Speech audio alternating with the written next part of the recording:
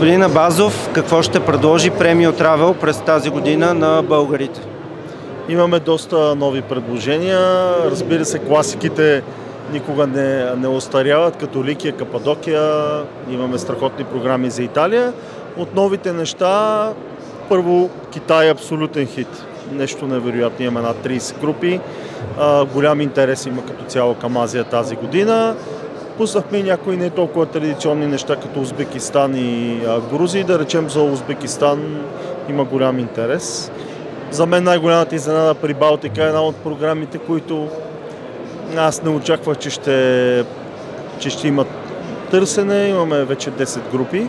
Общо взето в момента хората осъзнаха колко е важно да пътуват и колко е по-важно, може би след COVID, войната и всички лоши неща, които се случват, човек да живее сега, да има емоции и имам усещането, че пътуването става все по-голяма ценност за хората и тъй като аз поделям тази философия, много се радвам, че е така.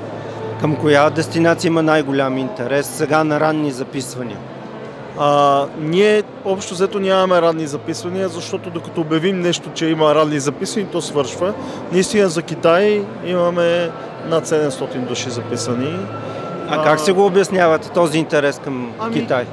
И преди имаше интерес, цената е добра, програмата е наистина уникална, много разнообразна, пътува с влак, с кораб.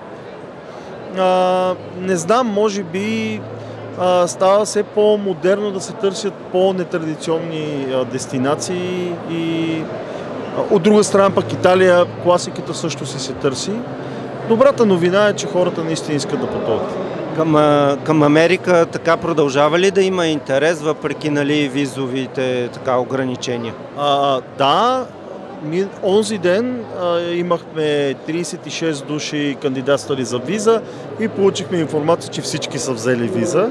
Много хора се плашат от визите, няма нищо притеснително, сложно, ние съдействаме.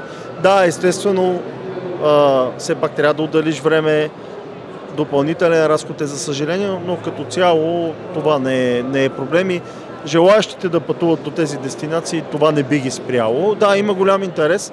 За първи път есента ще правим по 2 групи по двете крайбрежия. Едната вече е пълна, така че всичко върви по-добре от очакванията.